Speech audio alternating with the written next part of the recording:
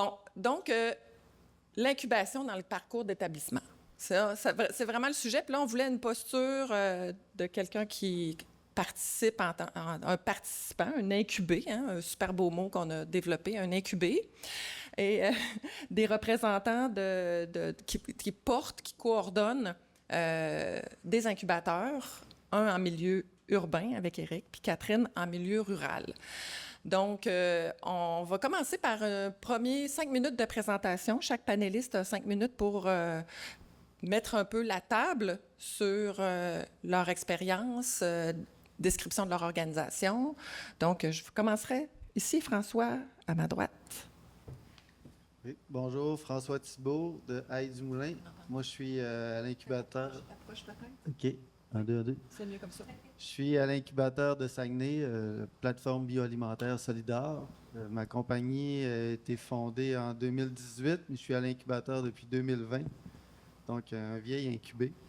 On cultive 2 hectares d'ail, environ 200 000 têtes. On a complètement mécanisé pour une récolte d'environ 6 tonnes annuellement.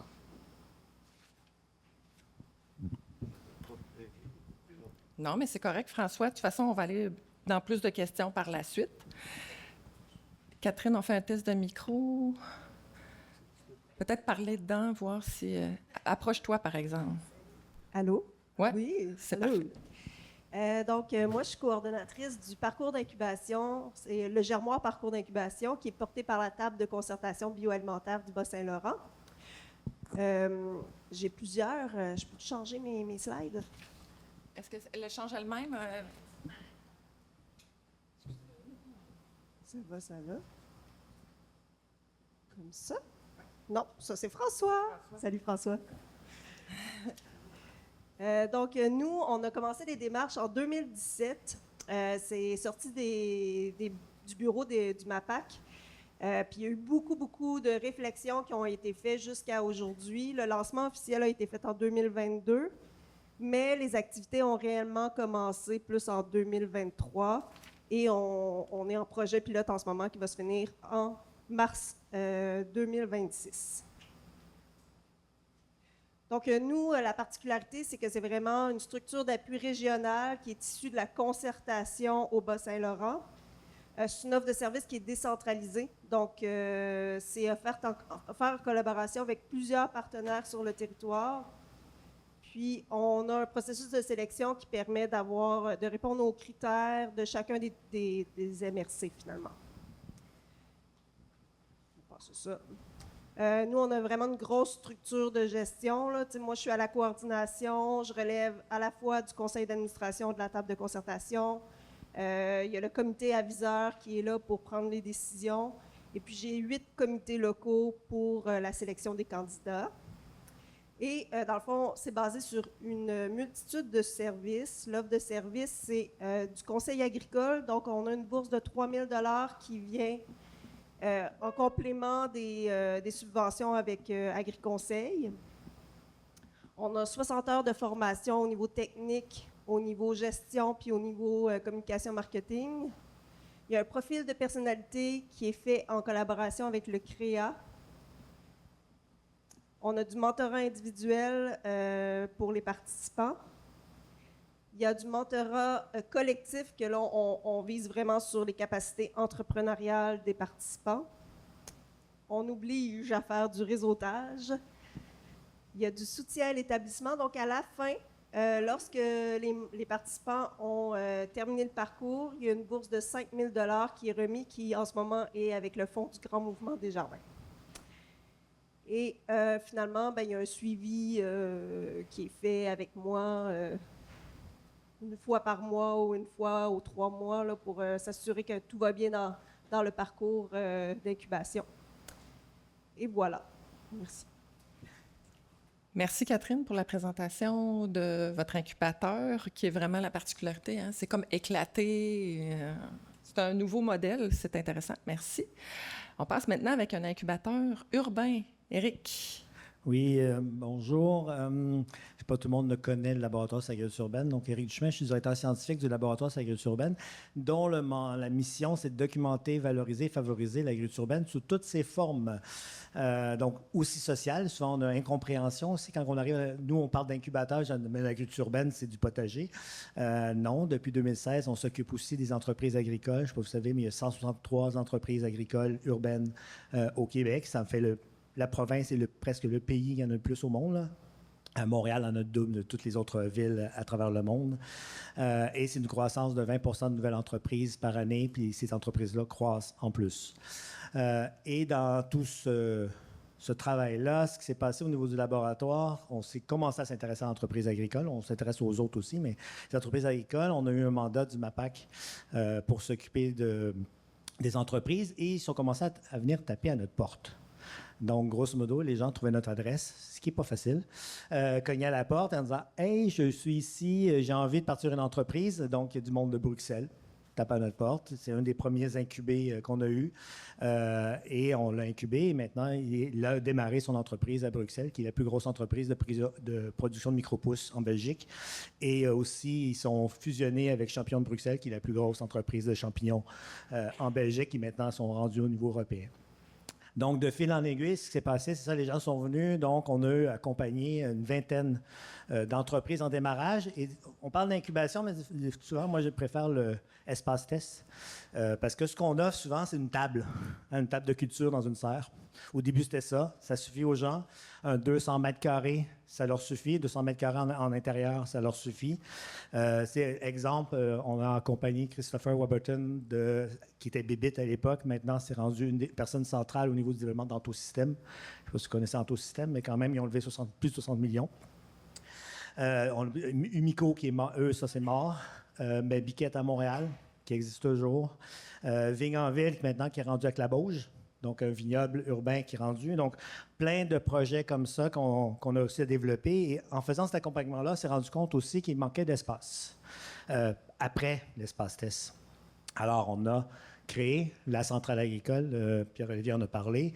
Donc, on a mis au monde la centrale agricole qui est maintenant rendue une coopérative de solidarité dont le laboratoire est le membre de soutien. Pour avoir des espaces, un guide a été fait justement. Donc, c'est un peu un lien de développement de l'incubation vers qu'est-ce qu'on voit après, motel agricole, puisqu'on peut y rester. C'est pas que de l'incubation. Donc, c'est des différents cycles qu'on a eus. Le premier cycle, c'est opportunité. Donc, les gens venaient nous voir, on avait une opportunité, on avait des espaces, on essaie de faire des choses avec eux. Deuxième cycle, beaucoup mieux structuré, parce que là, on avait un bon soutien du MAPAC au niveau du carrefour de recherche, d'expertise, de transfert d'agriculture urbaine. Donc là, on avait un espace en intérieur. Donc, on peut avoir 4 incubés en même temps. Il y avait un parcours, il y avait de l'accompagnement qui allait. Les subventions étant ce qu'elles sont, ça reste et ça repart. Surtout qu'en temps d'agriculture urbaine, on a 2 enjeux. C'est les incubateurs urbains font vraiment d'autres choses que nous. Eux, c'est vraiment des tables avec des laptops. Et souvent, comme on est en urbain, on n'est pas considéré comme agricole. Alors, trouver un financement pour un incubateur en agriculture urbaine, mettons que on tombe entre 2 chaises. Pour le MIE, on n'est pas là, puis le MAPAC, on n'est pas là. Donc, le cycle est après ça structuré. Puis là, on est en train de refaire un nouveau cycle de démarrage avec justement Guillaume qui est juste là, qui porte cet incubateur-là, où on a vraiment recentré sur l'incubation sur toi. Merci, Éric. On va revenir de toute façon avec les enjeux un petit peu plus tard. Je commencerai un petit peu les échanges ici en avant. Je commencerai avec François. Quelles étaient les motivations pour toi d'aller vers un incubateur, ou plus précisément celui qui est positionné au Saguenay? Nous, on cultivait sur une terre qui était mal drainée. Donc, la première motivation, ça a été l'accès à une bonne terre. Puis aussi, quand on commence, on ne veut pas avoir nécessairement besoin d'acheter toute la machinerie et les équipements juste pour une petite parcelle. On sert de tout, mais pas longtemps dans l'année. Donc, le fait de mutualiser les gens puis les équipements, c'était super intéressant pour nous. Donc, pas avoir à porter le capital, mais à pouvoir l'utiliser, le partager avec d'autres ressources, d'autres incubés dans votre cas. Mais ça peut faire la différence entre la réussite d'un projet en démarrage ou l'échec parce qu'il va y avoir trop de frais fixes ou trop de dépenses. Donc, ça diminue le risque concrètement, là. Exact. Absolument. OK. Merci. Parce que ce qui est intéressant dans votre cas, François, j'ai dit vous, là, je vais dire tu, François. Tu me dis en pré-entretien, moi, j'étais déjà un entrepreneur. Donc, tout le volet d'accompagnement, on va dire plus de l'accompagnement de l'entreprise agricole, c'est moins le volet que tu recherchais. Le tien en était vraiment un de levier de production, un lieu de production. C'est bien ça? Oui, le comment réaliser, comment lever les fonds, comment faire le plan d'affaires, tout ça, c'était déjà fait. Je le faisais. C'était pas la première fois que je faisais ça. Maintenant, la mise en œuvre, c'était là-dedans qu'on était. C'était déjà démarré. Mais c'est sûr qu'arriver avec des conseils, là, l'incubateur, il y avait Gérard qui était un agronome qui était là avec nous au début. Ben, j'ai passé beaucoup de temps à parler avec lui, puis de mon cycle de culture, puis tout ça, lui, il avait beaucoup d'expérience, donc ça m'a vraiment aidé. Là. C'est pas... j'allais pas nécessairement chercher ça, sans savoir que j'en avais besoin, en fait. J'allais le chercher sans savoir que c'était nécessaire. C'est très intéressant.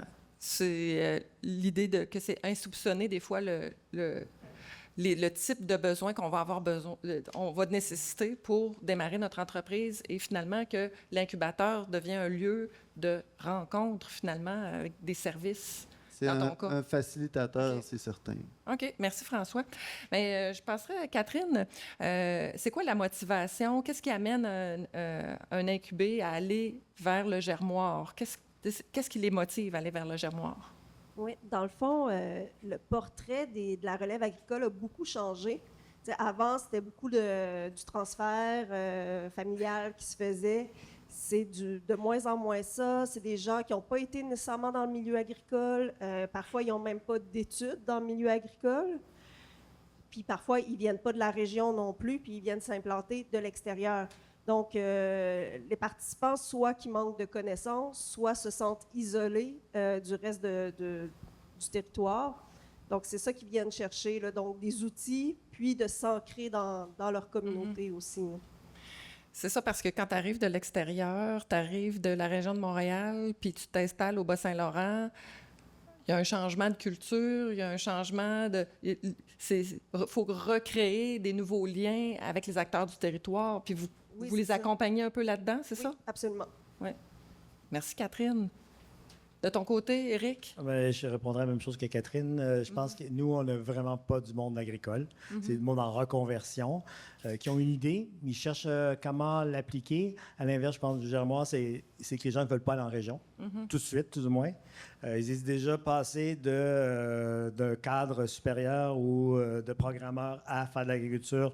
C'est de grands jeux de changement. Souvent, ils vont dire « Ah, mais je vais faire des fleurs et compagnie ». Déjà, apprendre à faire ça, c'est quelque chose. Ils disent, en plus, si je me déracine avec ma famille, etc., ils ne veulent pas le faire. Donc, souvent, ils viennent nous voir en disant « Je vais faire le test, je vais voir ». Certains restent en ville, mais comme vous avez vu dans ma présentation au début, certains quittent, s'en vont. Des fois, ils vivent toujours à Montréal, mais ils vont aller faire leur activité en monde rural parce qu'il y a plus d'espace, etc., puis les contraintes. Donc, c'est vraiment cette question-là. Je pense qu'ils viennent chercher aussi chez nous, c'est d'apprendre. Ceux qui sont plus agricoles, qui viennent nous voir, c'est apprendre les autres modèles économiques. Parce qu'en ville, c'est aussi difficile quand on fait du bio-intensif sur petite superficie, mais en ville, si on produit sur 2500 mètres carrés, on ne pourra pas vivre uniquement de la production de légumes, il faut des autres activités. Et souvent, ce qu'ils viennent chercher à l'incubateur, c'est justement comment faire toutes ces autres choses de transformation, d'agro-tourisme et compagnie en ville, avec les questions réglementaires qui aussi s'appliquent, là, peut-être plus facile qu'en monde rural. Là. Sur une terre agricole, faire de l'agro-tourisme, c'est pas toujours facile. En ville, c'est facile, mais il y a d'autres paramètres à tenir en compte. Oui. Parce que vous, à l'ULAB, je vais l'avoir, c'est surtout, c'est un service d'accompagnement qui est un peu à la carte selon les besoins de l'incubé. On a les deux. On répond à des besoins genre démarrage d'entreprise, faire un plan d'affaires, comprendre c'est quoi finalement tous les programmes du MAPAC et compagnie. Donc ça, c'est pour tout le monde. Et après ça, il y a de l'accompagnement, oui, effectivement, genre 3-4 heures relativement individuel ou en regroupant les mêmes filières, parce qu'on ne travaille pas sur une seule filière. OK. C'est dans notre incubation, on peut avoir du monde qui font des fleurs, du monde qui font du maraîchage, puis après ça, on peut avoir quelqu'un qui veut faire de l'éco-pâturage ou quelqu'un qui va faire... qu'est-ce qui peut des insectes? On a eu une entreprise d'insectes qu'on a incubée. Donc là, on est vraiment de l'élevage à autre. Donc, c'est pas les mêmes. Ouais. Les enjeux ne sont pas les mêmes, autant sur le modèle d'affaires que sur la réglementation. Merci, Éric. Et puis, Catherine, vous, le Germoire, la particularité, c'est qu'il y a vraiment, de ce que je comprends, un parcours un peu d'accompagnement, de formation qui est un peu imposé, qui est on va dire, prédéfini. Est-ce que tu peux clarifier? Oui, bien, c'est imposé, mais avec une certaine souplesse. Comme chacun des volets est obligatoire, mais après ça, on n'est pas obligé d'avoir tout ce qui est dans le volet.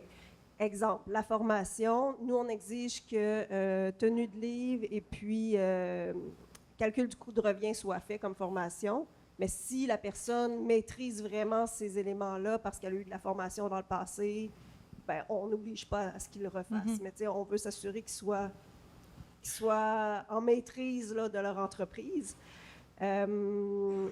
Puis, par exemple, du réseautage, on oblige à faire du réseautage, mais on n'oblige pas à quel réseautage ils doivent faire. Donc, on attribue un certain montant pour qu'ils puissent aller dans le domaine qui leur convient.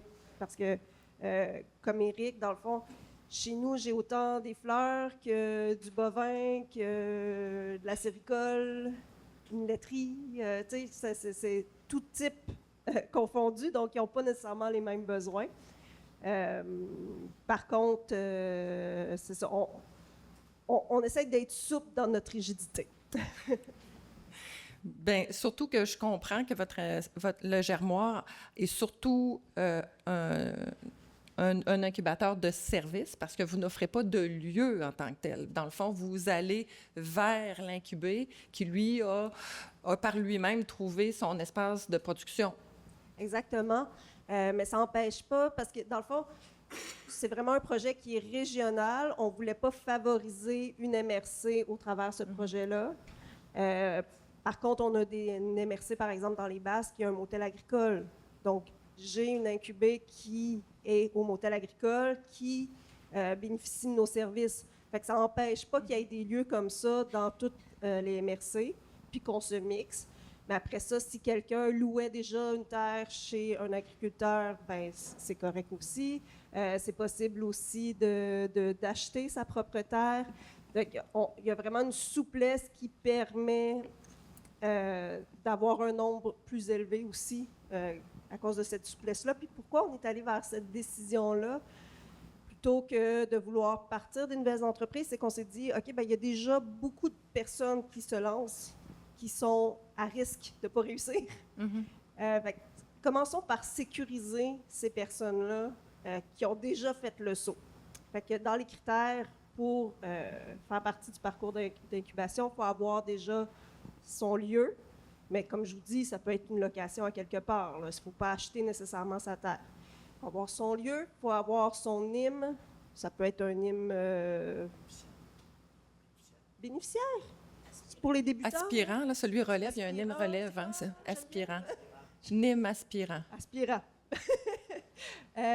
Et puis avoir fait son plan d'affaires. Donc, on demande déjà un certain niveau d'avancement dans le projet, ce qui n'empêche pas que d'autres choses pourraient être développées dans le futur, mais c'était le point de départ du Germoire. Puis, c'est ça, on est ouvert à évoluer le modèle. Là. Comme par exemple, en ce moment, on travaille avec le CDBQ pour probablement avoir un module agrotransformation. Mais fait, c'est ça, c'est la base, ça va être le cœur, puis après ça, ça pourra bouger selon les besoins. Merci, Catherine. Pour terminer la démystification de nos modèles, François a été humble tantôt, mais il n'a pas mentionné qu'il était aussi sur le conseil d'administration de l'incubateur. Vous, le service offert par l'incubateur, est-il le même pour tous les incubés ou il est plus à la carte? À la base, ça devrait être le même, mais on prend ce qu'on a besoin, tout le monde, dans le service. Donc, il y a un accompagnement qui est inclus, mais maintenant, il y a pas, c'est pas comme Catherine disait, quelque chose de bien défini. C'est offert. Puis si quelqu'un a un besoin particulier, ben Nathalie ou le coordinateur en place va faire les recherches pour l'aider dans ses besoins. C'est ça, non. La carte aussi. C'est ça, réussir à répondre à leurs besoins, puis les aider à identifier qui sont les acteurs du territoire aussi pour les aider à répondre à leurs questions, c'est ça? C'est un problème au début que comme entreprise, ça a été difficile de trouver. Je savais même pas au début que ça prenait un IM pour opérer. Là. Donc, un conseiller au MAPAC qui m'a dit « OK, ça te prend ton IM, ça te dépêche-toi. » Et que là, à un moment donné, je m'étais dit « Ça serait le fun qu'il y ait un endroit qui me dise « OK, appelle ces gens-là, ils vont t'aider, ils vont t'enligner dans la bonne direction. » Moi, c'est pas arrivé avec l'incubation, mais ça aurait été ça aurait été vraiment le fun. Je poursuis avec la prochaine question, puis je vais reprendre avec toi directement, François. C'est quoi l'avantage là, pour quelqu'un qui veut s'établir en agriculture? C'est quoi le gros avantage de passer par l'incubation? Réduire les risques financiers, premièrement, puis aller voir si la personne est faite pour ça. C'est vraiment une phase test qui est primordiale. Moi, je le conseillerais à tout le monde qui veut aller faire un changement de carrière. Ça arrive souvent à 40 ans. On a vu ça beaucoup, là, des gens qui décident de changer de carrière à cet âge-là environ, ou un petit peu avant ou un peu après. Mais bref, de passer par l'incubation agricole, même nous, on offre la micro-incubation. Donc, c'est plus petit, des micro-incubés. Je pense que c'est 200 mètres carrés. Là, Nathalie pourrait me corriger. Fait que c'est passer du jardin derrière chez nous à une incubation, c'est déjà un gros step. Mais passer par un petit jardin, deux planches, je pense, ben, ça fait déjà un bel essai à peu de risque. Là. À la limite, la personne, pendant la saison, si elle décide que c'est pas fait pour elle, elle peut presque abandonner.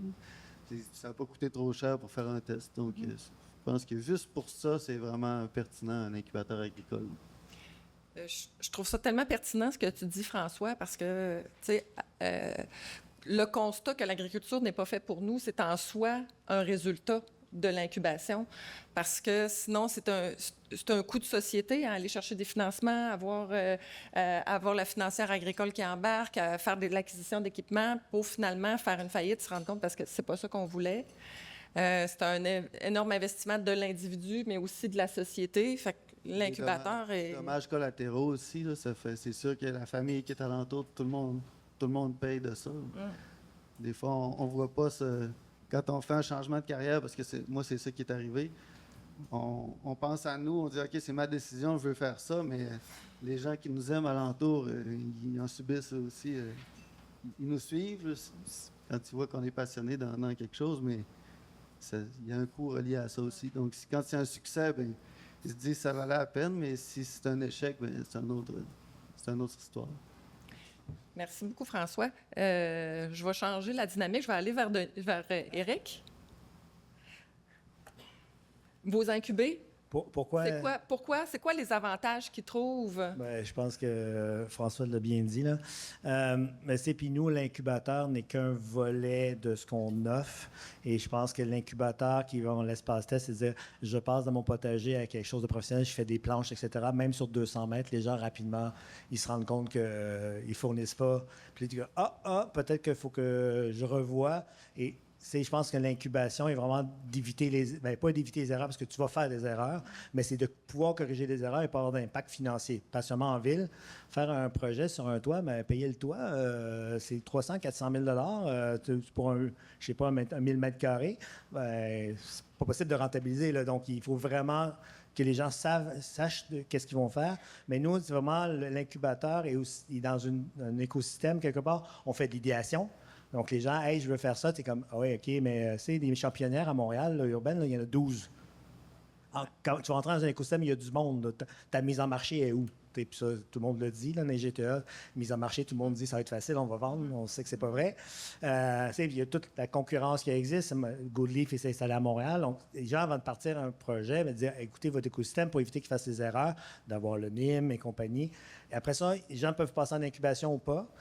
Mais on accompagne aussi des gens qui ne sont pas dans nos incubateurs pour faire ce qu'on nous appelle service conseil, là, on est agri-réseau, de se dire, mais une fois même que tu es en opération, tu vas faire des erreurs, mais il faut les corriger rapidement parce que faire une perte de production pendant en surtout à l'intérieur, tu perds une production, tu viens de perdre 8 mois de revenus. Les gens, ils font faillite, là. Puis là, nous, il faut les alerter, dire hey, tes flux de trésorerie, etc. Fais attention quand tu as un backup parce que tu ne passeras pas à travers des moments charnières où ça arrive. Tu as une investation où tu perds toute ta production de champignons, puis là, pendant 2 mois, tu n'as pas de revenus. Puis on l'a vu, là, c'est des mondes qu'on a accompagnés qui faisaient ces erreurs-là, puis on essaie d'avoir, c'est pas parfait, mais je pense que cette idée-là des incubations, c'est d'avoir un espace où on peut tester, mais après ça, c'est aussi l'idéation, puis aussi l'accompagnement. On va essayer d'éviter que tu fasses trop d'erreurs. Dans vos 2 cas, Éric et François, vous êtes sur un site. Hein? C'est un site qui est utilisé par plusieurs incubés. Est-ce que les incubés, ils voient un avantage à côtoyer d'autres incubés? Est-ce que ça fait partie, est-ce que vous entendez parler que ça fait partie davantage ou... Nous, il y a eu des fusions. Là. Il y a du monde qui se sont simplement mis ensemble. Il y a du monde qui est ensemble qui se sont dit non, on va travailler chacun de notre côté parce que c'était. Un voulait faire de l'insecte, puis l'autre voulait faire de l'aquaponie. Au début, c'était une bonne idée, là, de dire les insectes vont nourrir les poissons, etc. Mais rapidement, le modèle d'affaires n'est pas la route parce que nourrir des poissons avec des insectes, mettons que ça te coûte cher, le poisson. Donc, je pense que c'est le fait d'être ensemble. C'est quand tu fais des formations ensemble, tu te mobilises, tu échanges des idées, c'est une belle synergie qui se met en place. Puis après ça, les gens peuvent aussi s'entraider. Puis après ça, dans le développement plus tard, quand ils vont s'installer, ils peuvent arriver. Nous, on a accompagné une ferme qui s'appelle Tulsi, qui était en incubation avec AV. Puis ils produisaient grosso modo la même chose. Puis au final, ils ont simplement dit, nous, on va continuer, puis on va t'acheter ton matériel, etc. Et la personne a continué à donner des conseils parce qu'il était un peu meilleur sur l'hydroponie. Donc, des synergies comme ça. AV n'a pas construit son entreprise, mais il a quand même construit en agriculture parce que l'autre avait mais exemple, plus de trésorerie, là, il y avait un peu plus d'argent dans ses poches. Ça crée des opportunités. Des opportunités. De votre côté, François? Bien, nous, dans l'ail, on n'a pas besoin beaucoup de monde pendant la saison, mais il y a des fois qu'on a vraiment beaucoup besoin de monde. À la récolte, entre autres. Quand on sème, quand on récolte la fleur d'ail, quand on récolte l'ail, quand on traite le produit, ça vient par batch de 2 semaines environ. Puis, c'est super difficile de trouver des gens. Beaucoup de gens, pas longtemps. C'est l'inverse d'habitude. Ce serait le fun d'avoir un flux constant, mais c'est pas le cas. Puis là, ça arrive l'automne, donc à fin août, les jeunes sont repartis à l'école, puis nous, c'est le boom qui commence. Donc, avoir des gens sur l'incubateur, les employés de l'incubateur, eux, des fois, les récoltes, c'est un peu plus calme à certains moments de l'année, fait qu'on peut aller chercher les employés, on les engage, mais au moins, ils sont là. Ils sont à proximité. Fait que toute la capacité, la possibilité d'avoir un partage de main-d'œuvre qui devient intéressant là, pour les incuber. Puis, eux, ils viennent nous aider à récolter des fois ou faire d'autres choses. Puis nous, mon père m'aide beaucoup là-dedans. Puis il a des connaissances du travail du sol. Donc, un incubé que lui, il est moins bon pour passer le tracteur ou il ne sait pas quand aller dans le champ, moi, je dis, OK, mon père va y aller. Puis c'est donnant-donnant. Pour ça, c'est vraiment le fun. Oui. Puis comme tu parlais aussi en préparation, le partage des machineries aussi, qui est un avantage indéniable. Du côté du germoir, où est-ce que là, on est vraiment dans un autre modèle, c'est quoi l'avantage de l'incuber, de passer, de la relève, de passer par l'incubateur, le germoir?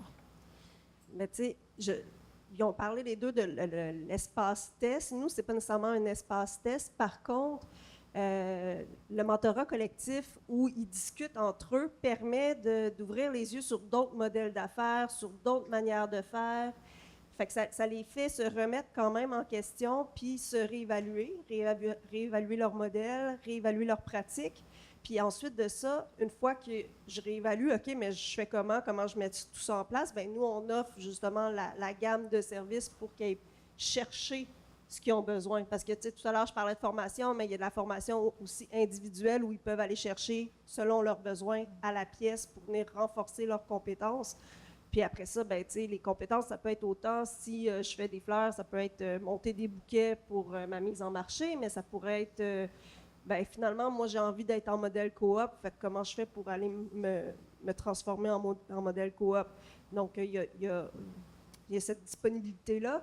Et aussi, ce que ça permet, c'est que, oui, certainement, je suis plus outillée. Oui, je sors de là avec une bourse de 5 000 $. Donc, quand on est une petite entreprise, c'est vraiment, ça donne de l'air. Mais aussi, on les a habitués à être en contact avec les ressources du milieu. On les a habitués à réseauter. Fait que ça crée cet ancrage-là dans le milieu. Puis c'est pas rare, déjà là, que je vois des participants qui sont là depuis 1 an et demi, 2 ans. Et puis là, ben là, ils vont venir s'intégrer dans d'autres modèles, dans d'autres propositions qui sont offertes par le milieu. Il y a comme... Les participants du Germois sont partout. Là. On dirait ils ont comme pris goût à être accompagnés. Puis là, ben là, ils sont vraiment dans le système agroalimentaire du Bas-Saint-Laurent. Donc, c'est vraiment plus qu'une intégration à l'agriculture, c'est l'intégration à un milieu, à un territoire, qui, selon les études, sont assez claires sur le fait que le succès de l'établissement agricole passe, entre autres, par se sentir partie prenante de son milieu. Fait que je pense que ça fait partie du travail que vous faites. C'est ça, puis tu sais, ça va aller jusqu'à, comme par exemple, j'ai ma collègue, là, Maury, qui travaille en bioalimentaire, qui sont en train de mettre en place de la mise en marché collective pour que plusieurs petits puissent rentrer dans mettons, IGA ou whatever. Et parce qu'ils sont habitués d'être en accompagnement puis travailler en groupe, ben là, OK, ben oui, OK, on y va. Fait que là, ils sont 2 des participants qui font OK, ben oui, on va y aller à faire de la mise en marché collective. Fait que ça, c'est un exemple, mais ça se produit dans d'autres choses aussi. Fait que tout le système, je pense que ça bénéficie aussi au système agroalimentaire de la région, là, pas juste aux participants comme tels, là. Super intéressant. Pour les gens dans la salle, dans une quinzaine de minutes, là, on va arriver à une période de questions. Fait que n'hésitez pas à commencer à préparer vos questions, on y arrive. Parce que je vous l'ai dit, je ne parlerai pas tout le long. Je veux qu'on aborde un petit peu les limites de l'incubation, des modèles auxquels vous participez.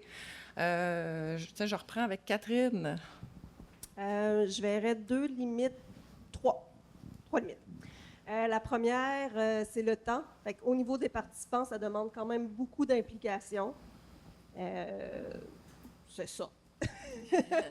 Donc, c'est vraiment un engagement, là. Point. Deuxième limite. Dans le fond, une de nos forces, qui est aussi en même temps une limite, c'est que nous, on travaille beaucoup avec la concertation. Tu sais, je travaille avec plus d'une 60aine de partenaires. Garder informé, puis garder le lien vivant avec 60 personnes, moi, petite Catherine, c'est beaucoup de temps. Tu sais, chacun a ses besoins différents que je ne saisis pas toujours non plus.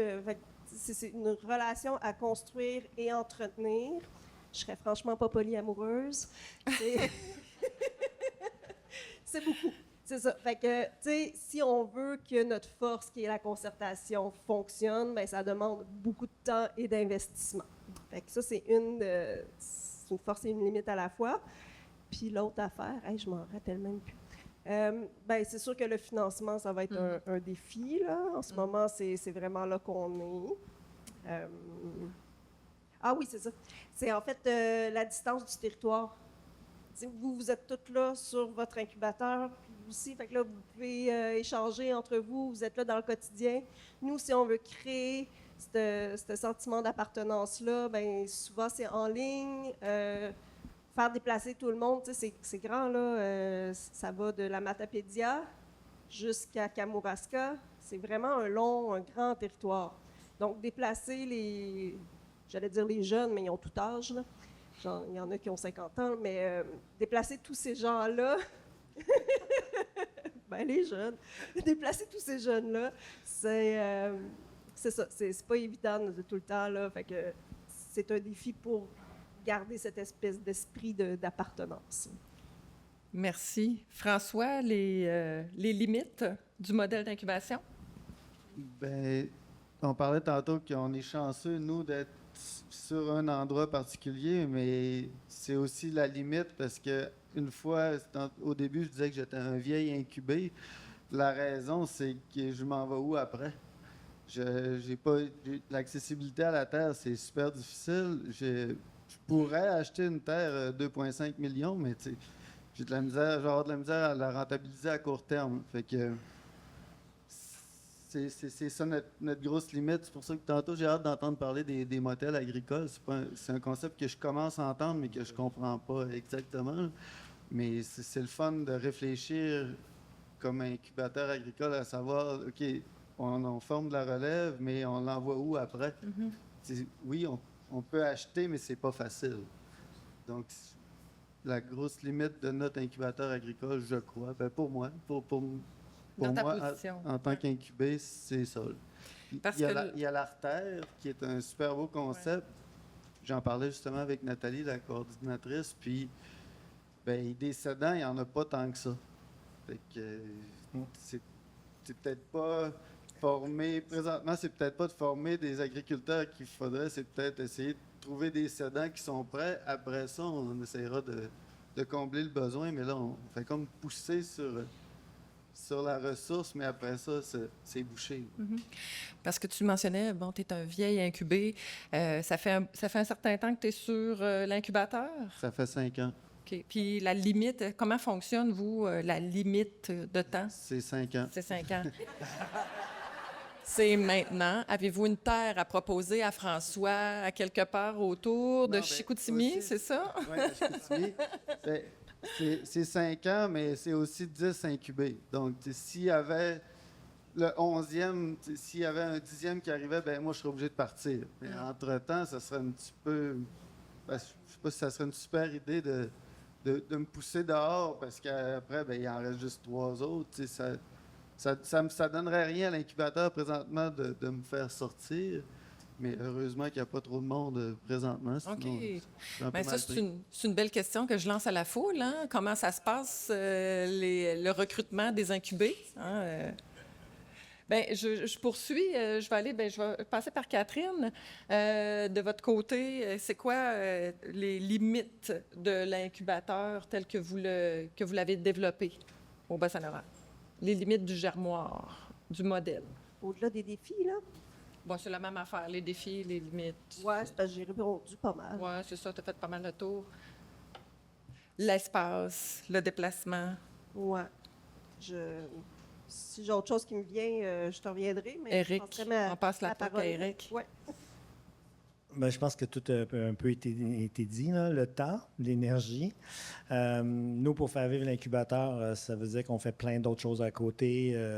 On essaie de faire du maillage pour faire en sorte que les incubés aient de l'espace après, ce qui n'est pas facile en monde rural, mais pas facile en monde urbain non plus. Je pense que c'est structuré. Réussir à structurer pour que ça soit viable, que l'incubateur puisse fonctionner, ça veut dire pour nous, c'est faire aussi de l'accompagnement, c'est faire aussi du maillage, etc. Et demander, on manque de temps. Il faut développer les réseaux. Comme Catherine a dit, c'est vraiment c'est time consuming. On a la chance, nous, au laboratoire, on a quand même entre 15 et 20 employés qui peuvent partager des tâches. Ça. Puis on est en train de développer tout un truc. Il y a l'incubation, il y a la formation, il y a Agri-Réseau. Donc, on développe quelque chose. Bien entendu, les gens ne sont pas tous sur l'incubation. Là. En général, c'est une personne qui est là-bas, qui est sur l'incubation. Puis nous, on a l'avantage qu'on avait des sites, mais on se rend compte qu'on ne répond pas. Fait que là, on est en train de dire, on va faire de l'incubation hors site, donc chez les personnes. Et là, le mandat qu'on a en plus, c'est pan-québécois. Alors, ce que tu me dis, je suis comme, ouais, c'est des enjeux qu'on va avoir parce que, entre autres, on risque d'avoir de l'incubation au niveau des fermes urbaines sociales. Mais grosso modo, il y en a en Abitibi, il y en a à Shawinigan, il y en a à Montréal, il y en a à Gatineau, il y en a à Sherbrooke, il y en a à Matane. Grosso modo, c'est comme, OK, comment on va faire ça pour réussir à les accompagner pour finalement ces projets-là qui émergent souvent avec une subvention, mais qui ne tombent pas derrière. Tu sais, souvent, c'est solide, il y a des infrastructures, etc., mais souvent, il y en a certains qui, une fois que les subventions sont finies, ben, ils n'ont pas pensé à ça, pas pensé à ça. Ils ont acheté Orisha, mais ils n'ont jamais installé. En ville, on ne peut pas installer un truc électrique comme on veut en zone agricole. En zone agricole, grosso modo, tu arrives, tu installes ton électricité. En ville, ça prend un électricien, RBQ et compagnie, mettons que ça coûte un peu plus cher. Donc, nous, c'est vraiment, je pense, l'enjeu au niveau urbain, l'incubation, mais je pense qu'on vit les mêmes réalités. Comment réussir à faire? Je pense que là, c'est beaucoup de débrouillardise, trouver des sites. On est vraiment actif sur développer des nouveaux sites dans les régions Montréal, Québec. Puis on essaie de développer un incubateur urbain à Québec. Là. Mettons qu'on n'a pas le site. Fait que là, trouver un site, ça fait comme 8 mois qu'on tape à des portes, etc. Les gens disent oui, oui, mais après ça, ils disent non, non, non. Donc ça, c'est des enjeux, là. Temps, espace, énergie. Puis après ça aussi, de dire qu'est-ce qu'on fait avec les incubés. Quand ils ont fini, pour moi, c'est vraiment un enjeu, là. C'est le fun d'accompagner les gens 1 an, 2 ans, 3 ans. Mais après ça, ils vont où? Ben, c'est pour ça qu'on a créé la centrale agricole. La centrale agricole, elle aussi a ses propres enjeux, elle est rendue indépendante, puis l'espace n'est pas infini dans le bâtiment, là, puis ils sont locataires, augmentation des coûts de loyer. Donc, c'est ça. C'est comme si on repoussait un peu plus tard, finalement, l'enjeu de l'accès à l'espace de culture, là, qu'il soit en milieu rural ou agricole. Ouais. Ouais.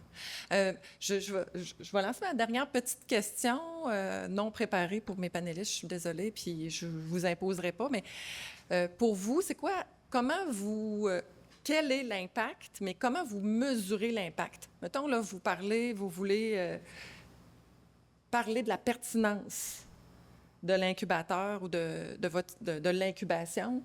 C'est quel type d'impact qu'on peut identifier ou mesurer? Vous voyez, je prépare l'atelier de cet après-midi. Alors, je lance la question. Est-ce qu'il y a quelqu'un qui veut se lancer dans une réponse? Comment on évalue l'impact de l'incubateur? Moi, bien sûr, c'est le nombre de personnes qui vont s'installer ou qui poursuivent. Là. Moi, l'important n'est pas de savoir si la fameuse Bébite, qui était une entreprise incubée, reste Bébite, mais que la personne finalement est engagée par Antosystème. Pour moi, c'est vraiment un bon un succès, surtout que la personne reconnaît que l'incubation. Puis je peux dire, des fois, quand Christopher me dit « Hey, c'est super ce que vous avez fait », je dis comme « Hey, soyons réalistes, là, je t'ai offert 5 mètres carrés dans un espace, puis je t'ai permis de t'amuser, puis je t'ai soutenu là-dedans. » Mais grosso modo, mais ça, c'est rien que ça, quand tu fais dire ça, là, t'es comme, oui, mais ça a tout changé. C'est de ça qu'il y avait besoin. C'est ça qu'il y avait besoin, ça a tout changé. C'est comme ça que, pour l'instant, je mesure l'impact de ce qu'on fait. Après ça, ce que j'espère aussi, c'est que les incubés qu'on accompagne, ben, ils fassent des nouvelles productions, etc. Par exemple, actuellement, on a beaucoup des nouveaux incubés, ils font des fleurs, fleurs coupées. En agriculture urbaine, au Québec, ça n'existe presque pas. Fleurs coupées fraîches, vendues au pied de l'immeuble, ça peut être porteur. Donc, il y a une nouvelle filière qui se développe, qui est en lien aussi avec les filières qui se développent en bio-intensif aussi. De plus en plus, les fleurs coupées apparaissent aussi comme dans le modèle. Donc, j'entends deux choses, c'est-à-dire se placer, soit une entreprise, soit dans une nouvelle entreprise ou une entreprise existante, mais aussi de faire de l'innovation. Dans tous les cas, ça fait partie de l'impact. OK. Pour moi. Oui, parfait. Bien, nous, l'impact, ça fait 5 ans que l'incubateur existe, 6 ans maintenant, c'est la 6e saison. Puis, ça a permis l'incubateur agricole, il a amené les jardins de la solidarité, puis il a amené aussi l'agent de maillage de l'artère. Ça regroupe, là, c'est toute Nathalie qui a ces chapeaux-là.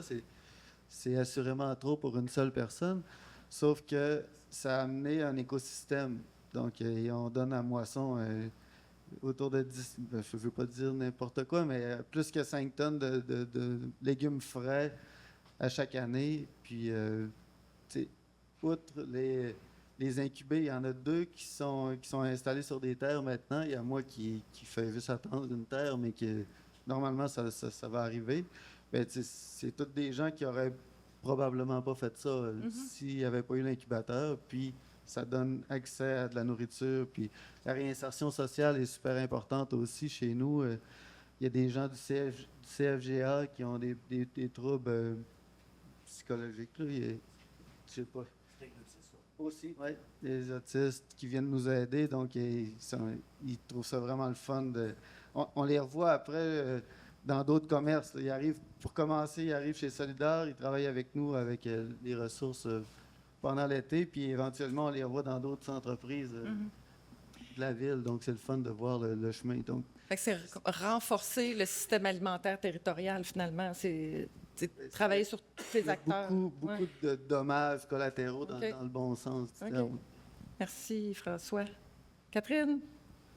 Bien là, il est encore tôt en ce moment pour calculer les impacts, parce que c'est ça, 2023, milieu 2023, ça a vraiment commencé à bouger. C'est ça. Fait que l'impact premier, ça serait la pérennité des entreprises. Mais quand tu me disais c'est quoi les limites tantôt, là, j'ai pensé après, justement, au départ, quand on a conçu, on a pris beaucoup de temps à réfléchir à comment on met en place le parcours d'incubation, mais on a oublié, OK, mais c'est quoi les impacts qu'on veut évaluer en cours de route? Fait que là, moi, je me ramasse à devoir valider que le Jamoir parcours d'incubation est merveilleux.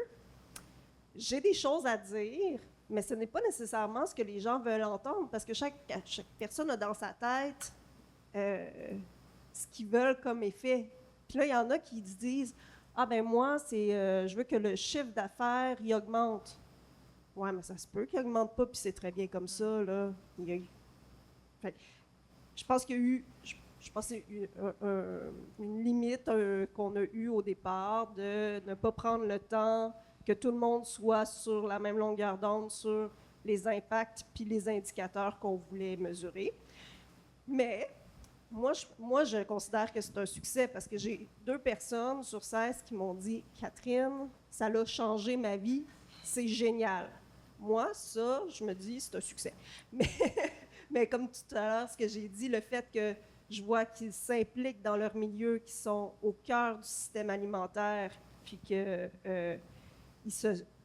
la solitude des agriculteurs, c'est quelque chose quand même, en région en tout cas, là, dans le milieu rural qui est important.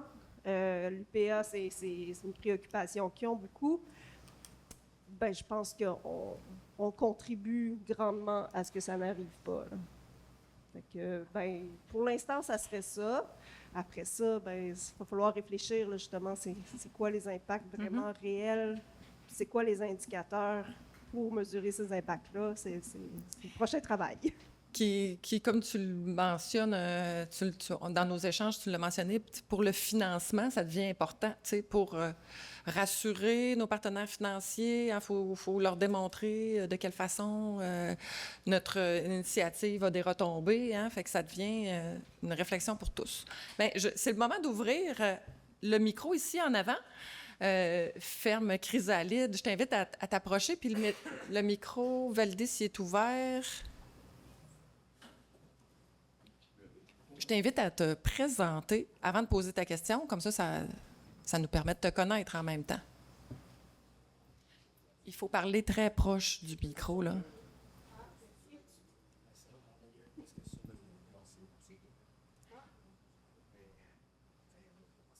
Technique. On va l'avoir. L'autre, est-ce qu'il fonctionne? Ah, c'est bon, je pense que Celui-là fonctionne. Celui-là fonctionne. Bon, et puis il fonctionne bien pour ça. Avant de commencer mon introduction puis me présenter, là, pour Éric, moi je viens de Montréal, puis j'ai vu une maudite belle terre ce matin à Québec. Il n'y a pas grand-chose là-dessus, ça s'appelle les plaines d'Abraham. Tu pourrais peut-être voir. On l'a déjà spoté, mais bon.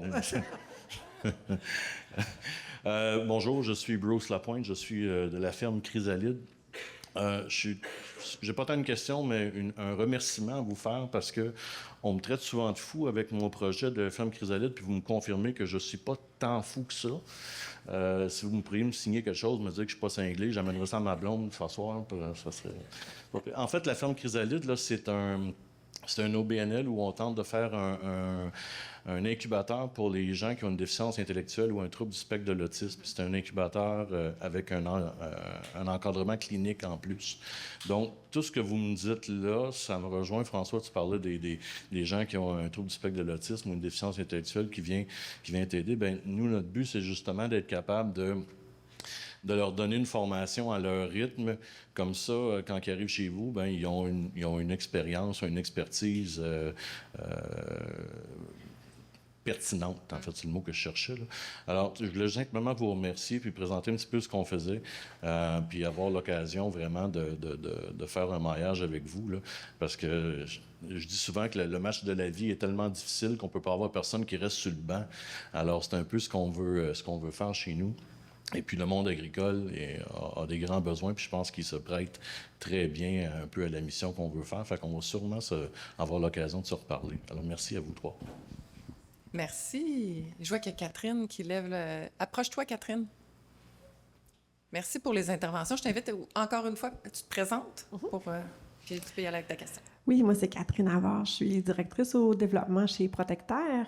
Puis ma question, c'est surtout pour François, à M. Duchemin, mais peut-être Catherine, tu pourras répondre aussi. En fait, c'est qu'on parle beaucoup de la pérennité des entreprises qui viennent s'incuber. Mais qu'est-ce qu'il y en est de la pérennité des incubateurs? Fait que je me demandais à qui appartiennent les terres, où est-ce que vous êtes installés, ou les bâtiments à Montréal. Vous avez parlé de la location pour la centrale, juste savoir un peu comment ça fonctionne, puis qu'est-ce que vous avez prévu pour pérenniser l'accès à ces endroits de production-là. François? Ben, nous, c'est un propriétaire, c'est un particulier, là. C'est une terre qui est privée. Puis c'est un enjeu présentement. On avait un bail de 5 ans. Puis c'est quand même assez dispendieux le prix de la location. Puis là, présentement, on a réussi à négocier une prochaine année avec les partenaires financiers pour avoir les mêmes conditions, aux mêmes tarifs, parce que le propriétaire ne veut pas trop baisser son prix. Mais pour la saison suivante, on n'a pas d'entente. Donc, c'est un enjeu très, très important. Est-ce que la Ville aurait dû acheter le terrain à la base au lieu de financer le propriétaire en particulier? Là? Je pense que oui. Maintenant, c'est un rendez-vous manqué. Ça n'a pas été fait. Donc, une prochaine fois, pérenniser les lieux avant de mettre quelque chose dessus, je pense que ça serait une bonne idée. Mais pour notre incubateur, c'est des espaces publics. Donc, un des toits appartient à la Ville de Montréal et l'autre des toits appartient au Palais des Congrès de Montréal. Donc, on est là depuis, dans un cas, on est là depuis que le bâtiment existe. Oui, parce que ça doit être le... Et dans l'autre cas, ça fait 15 ans que le toit existe. Nous, on est là depuis 10 ans. Mais c'est des enjeux. Donc, la centrale agricole, elle, née dans un bâtiment privé parce qu'il ne se trouvait pas un bâtiment public pour ça. Fait qu'on dit, l'agriculture en ville, c'est comme les artistes. Les espaces, c'est compliqué. On voudrait bien acheter le bâtiment, mais si tu parles de 2 millions, là on parle de 35 millions. Grosso modo, parce que le propriétaire ne veut pas vendre, là, parce qu'il dit qu'on peut construire 2 étages de plus, mais on n'est pas des promoteurs immobiliers.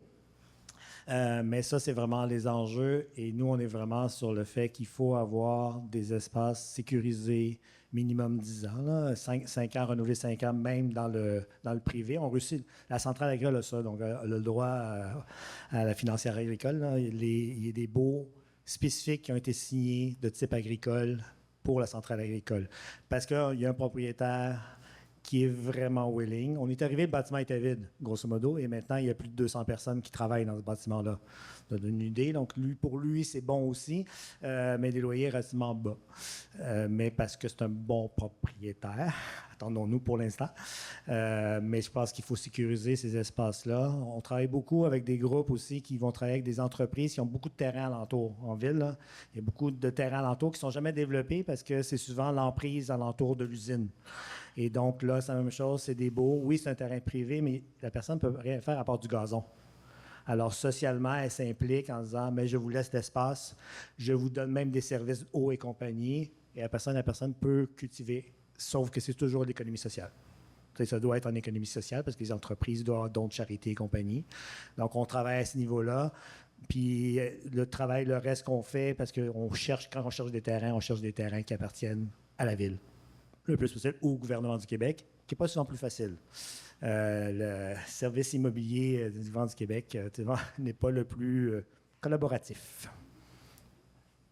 J'aurais quand même quelque chose à dire. En fait, je vous l'ai dit, là, je ne travaille pas toute seule dans mon coin. Moi, je travaille avec beaucoup de partenaires.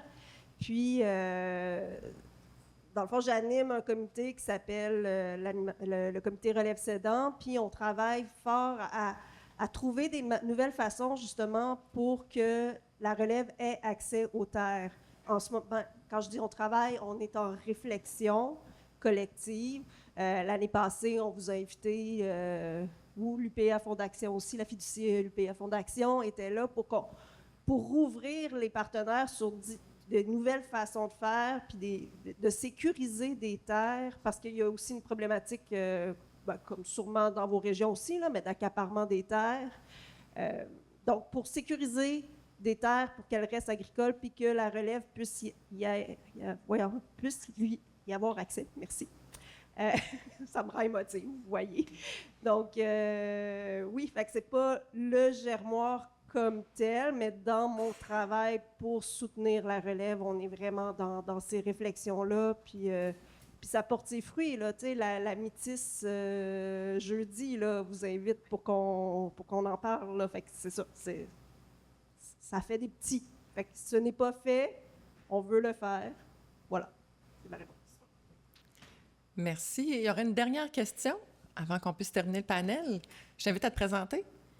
Bonjour, mon nom est Lauriane Borde. Je suis membre du comité provisoire de la coopérative des prairies. Puis je suis aussi productrice agricole de la microferme des Petits Pousseux, copropriétaire.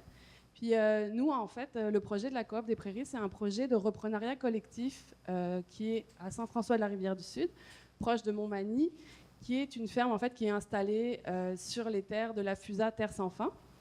Donc, on a 50 hectares de disponibles, puis nous, on reprend l'entreprise Vallée des Prairies, qui est historiquement la première à être sur cette ferme-là.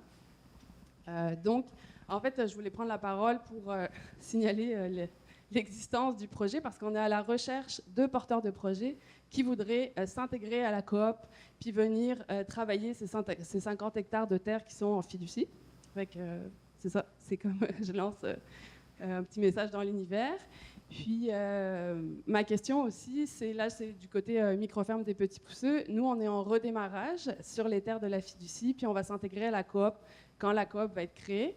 Est-ce que nous, même si ça fait 9 ans qu'on existe, mais qu'on est en redémarrage, on peut prétendre à du service d'incubation pour nous aider dans cette comme nouveau tournant pour notre ferme?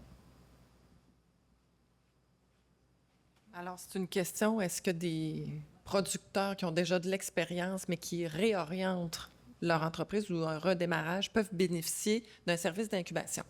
J'espère que oui. Ben, chez nous, oui, c'est possible. Si on change de production, ça serait une possibilité.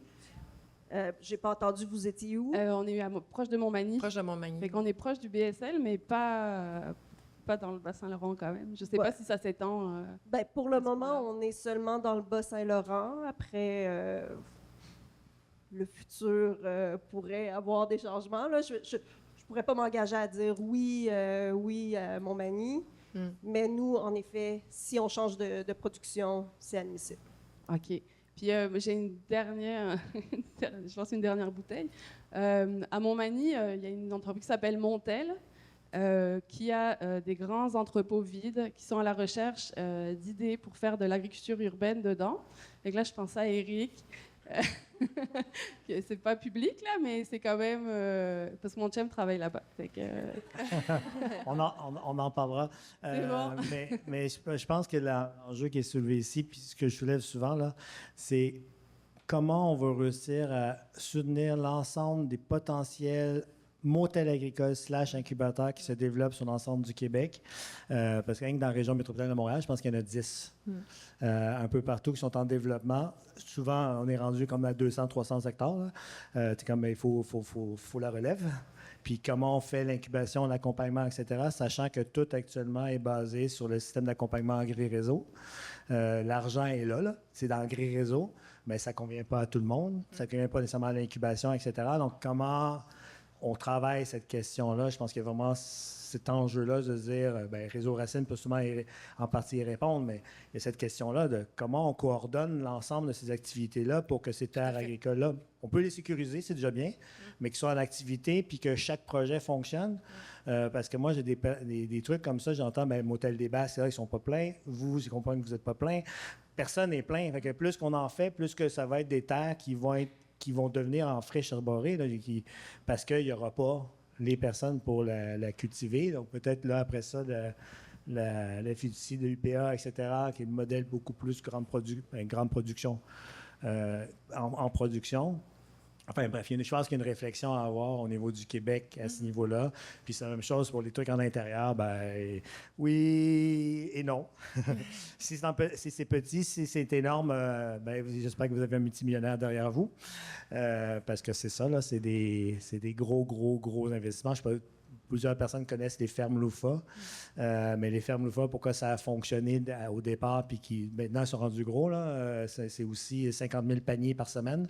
Ils sont aussi distributeurs et compagnie, mais flux de trésorerie à la base, là, il y avait quand même pas loin de 200 employés, puis il y avait une serre de 3000 mètres carrés. Fait que je fais le calcul de combien en revenus ça représente une serre de 3000 mètres carrés. Ça peut beaucoup de revenus, mais quand tu as 300 employés, c'est clair qu'il y avait quelqu'un qui mettait de l'argent pour payer les gens à chaque mois. Beaucoup de capital. Mais parce que le propriétaire était multimillionnaire à la base, et après ça, il a réussi comme ça à aller chercher des partenaires et compagnie, puis de grossir. Donc, c'est un peu les enjeux des fermes en intérieur. Quand c'est gros, tu as intérêt à avoir des millions de dollars en banque. Merci, Éric. La chef d'orchestre me mentionne qu'on peut prendre une dernière question. Oh, ça se bouscule. Vous devez convaincre Kathleen là, si tu veux qu'on pose plus qu'une question. Ça marche-tu? Oui, ça marche, OK. Ma question, c'était... Je vous invite quand même à vous présenter. oui, avant. c'est vrai. Marlène Lagacé, coordonnatrice de l'atelier agricole, plateforme agricole de la MRC de Montmagny. Ma question était, je pense qu'un peu ça, là, mais M. Éric a répondu un peu. Mais moi, de mon côté, quand on est un incubateur de 3 ans, on a une incubée présentement. Et puis, on pensait d'avoir une affluence, être obligé de faire une sélection d'incubés, mettons, là, 2 ans. Puis, on s'aperçoit que même si on est connu un petit peu, ça ne se bouscule pas aux portes. Je voulais savoir de vos côtés, là, on me dit qu'il reste de la place dans certains incubateurs, mais à votre connaissance, comment ça se passe? Puis de l'autre côté, moi, de mon côté, du côté scolaire, on me dit, moi, je suis dans le maraîcher. Fait que du côté scolaire, on me dit beaucoup qu'il y a peu les cohortes sont plus petites. Et puis, je me demandais voir par rapport aux étudiants en formation, est-ce que c'est quelque chose qui a diminué? Puis par rapport aux nouveaux projets de vie, est-ce que c'est quelque chose qui est relancé? Alors, juste voir, est-ce que ça cogne à vos portes et puis la connaissance que vous en avez? Je ne sais pas si je peux parler pour l'urbain. Là. On avait, nous, logiquement, c'est 3 personnes, on en a 6. Donc, plus de personnes, mais c'est quand même tout petit. Hein. C'est des petites unités, donc ils devaient être 3, puis finalement, ils sont 6, mais sur la même superficie. Donc, ils doivent se partager ça, mais ils sont heureux. Et surtout heureuses. Il faut que je dise heureuse, parce qu'il n'y a pas de gars. Donc, on m'a dit ça hier. Éric, c'est féminin, il n'y a que des filles. Ouais. Une cohorte 100% féminine. Et la centrale agricole, qui est plus un motel agricole, à la base, rapidement, c'est passé. Il faut comprendre que l'idée a germé en 2018, décembre 2018. Ça a été lancé en 2019 avec 5 membres sur 7000 pieds, 7500 pieds carrés. Je ne sais pas si vous faites ça en pieds ou en mètres. Moi, j'essaie de faire la conversion. On est rendu à 90 000 pieds carrés, on est rendu à 19 membres, mais ça a été atteint en 3 ans. Donc, grosso modo, depuis ce temps-là, c'est plus difficile pour la centrale de combler les espaces. Et pour que le motel fonctionne, grosso modo, il faut 30 membres. Le modèle d'affaires fonctionne sur 30 membres. Fait que, mettons qu'il y a un enjeu là, d'aller chercher d'autres membres, sachant que c'est toujours des relativement petits espaces. Les gens c'est minimum 100 mètres, mais c'est maximum 1000 mètres carrés. Si on passe la question aux autres, le recrutement, comment va-t-il? Nous, on avait de la place pour 16 participants. On a 16 participants. Pourquoi ça fonctionne bien? Parce qu'on est répartis sur tout le Bas-Saint-Laurent. Fait que c'est sûr que le modèle décentralisé aide beaucoup au recrutement. Mais il y a un gros travail de communication aussi. Là, c'est autant de la com traditionnelle là, sur Facebook, dans les médias, mais que le bouche à oreille, puis que chacun de nos partenaires, ceux au MAPAC qui accompagnent la relève, est au courant de notre projet, en parle, les SADC, les MRC, tout le monde a le germoir dans la bouche, je pense, mais ça, c'est ça. Comme je le disais tout à l'heure, c'est un gros travail. Là, pendant ce temps-là, je ne suis pas en train de gérer le germoir. Là. Je suis en train de faire des liens. Là. Donc, oui, je suis toute seule. Oui, tout à l'heure, on parlait des défis. Là. Oui, j'ai un comité aviseur puis beaucoup de partenaires, mais des fois, on se sent un petit peu tout seul dans son bureau, dans son sous-sol. Merci. Merci, Catherine. Je pense que le recrutement, ça demeure un enjeu. C'est sûr que c'est pas tout le monde qui veut se lancer en agriculture. Donc, oui, aux incubateurs, mais peut-être faire attention au nombre. Mais il y a aussi la décentralisation qui peut aider, je crois. S'il n'y a pas assez de monde pour occuper le terrain sur place, ben peut-être avoir un modèle hybride, là, d'avoir un lieu et de l'accompagnement qui peut se déplacer, ça serait peut-être un bon moyen. Oui, parce qu'il y a quand même le défi des types de production. Hein. Si sur un même lieu, on a 1, 2, 3 productions qui est la même production et qu'on fait de la mise en marché en circuit court ou de proximité, bien, ça l'amène un défi de développement de marché aussi, hein, par le fait même. Bien, on aurait pu poser d'autres questions. J'invite Frédéric à aller rencontrer les panélistes à un autre moment parce que là, la chef d'orchestre me dit que c'est le moment de passer à la prochaine intervention. Merci à vous tous. Merci, chers panélistes, pour votre partage.